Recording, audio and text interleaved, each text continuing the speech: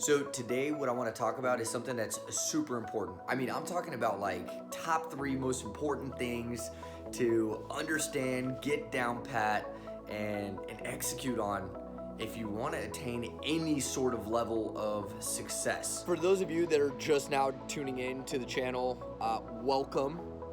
And I'm gonna go ahead and tell you to smash that like button and subscribe and turn on the notification bells, because I post brand new videos every single Monday at 6 p.m. and you don't want to miss out. I mean, these videos are dope. So with that being said, let's get into the video. So what I want to talk about today is the 5 major key factors that affect your credit. And by understanding these 5 key factors, it will help you better build your credit or maintain good credit. Now, what is credit, right? Let's start there. Think of credit as a report card, okay? Do you remember in school when you would go do your classes and you would get a report card every semester or quarter, and that was basically a reflection on how much you studied and how well you tested? So think of your credit score as a report card of how you handle your money in the real world.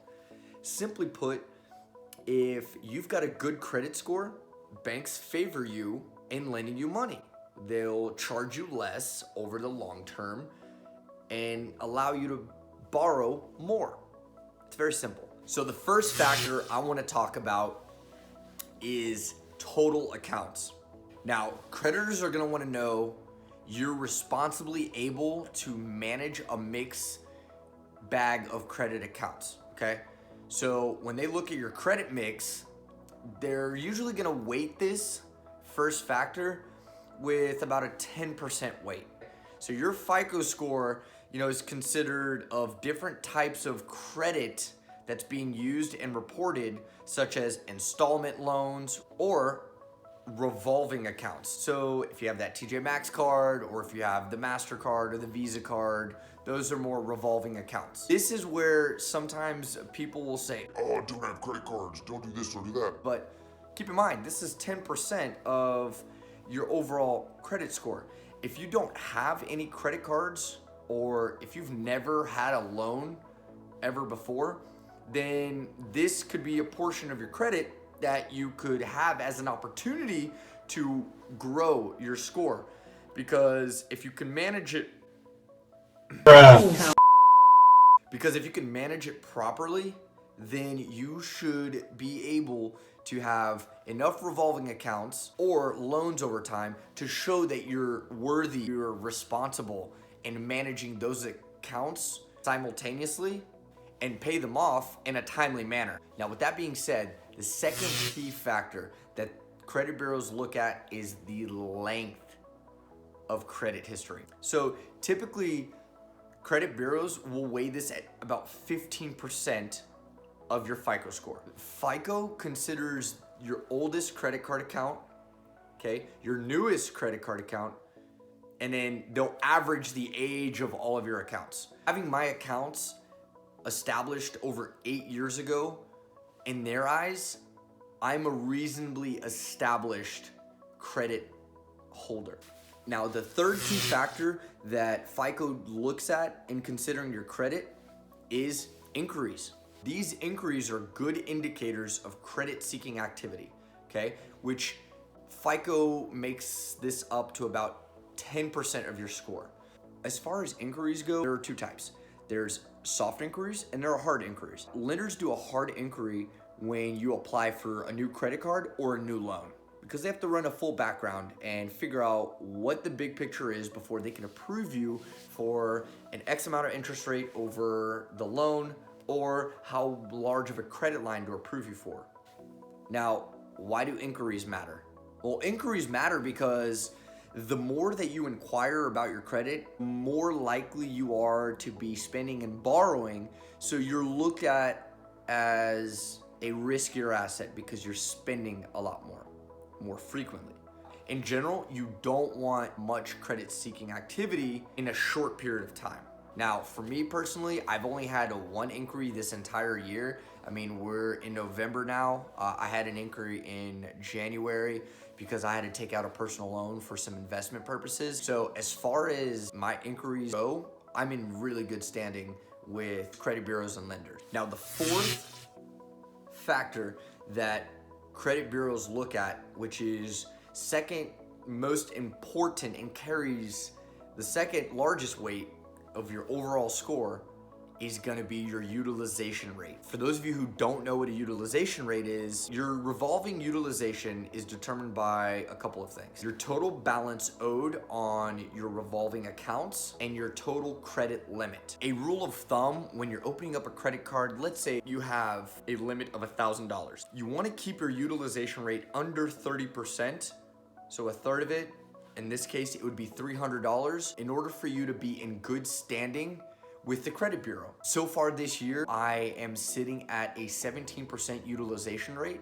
So I'm in very good standings with credit bureaus because I'm deemed responsible for the amount of money that I've borrowed versus how much my credit line is. Now, the fifth most important factor that affects your credit score is gonna be missed payment. Now, missed payments make up about 35% of your FICO score. Even one missed payment can have an impact. Now, that's why you have to consider number of accounts that you have and how many missed payments over the last 7 years that you've had on those accounts. One missed payment on any of those accounts is gonna have some sort of weight and effect of that 35% of your overall score. And if you have anything in collections or negative in public record information, that will also affect your score.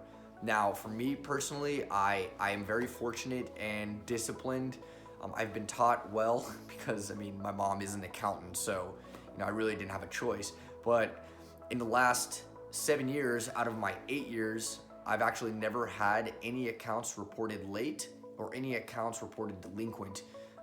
So I'm in very good standing, and when a credit bureau pulls my report, they see me as a timely and responsible financial investment, if you will. Now, with all that being said, guys, these aren't the only things, but these are the major 5 key factors that affect your credit score.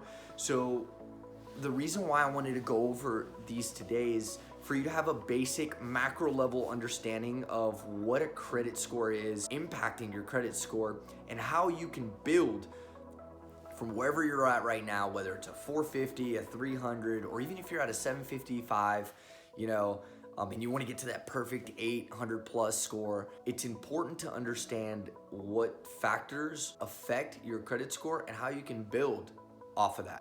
In some cases, it's just opening up another credit card account and then using that instead of your debit card and just paying it off every week so that your credit limit and history continue to rise. For others, it's not missing any more student loan payments or, bills that are attached to credit cards. Or maybe for some of you, it's calling collections or hiring an attorney if it's more serious to call collections to get your name cleared.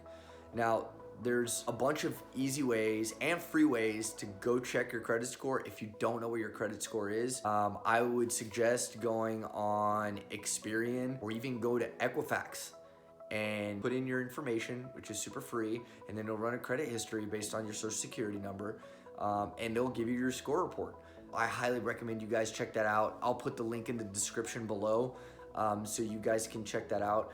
But the most important reason why I figured we should talk about this is because A, it's not talked about on an everyday basis, and B, when it comes for you to buy your car, get a lease, buy a house, the common denominator is your credit. I mean, anything that you do, setting up your utilities or, getting Xfinity at home, everything is done through what your credit history is. And if you don't have good credit, then that's where you get, charged a dumb premium until you can get it fixed.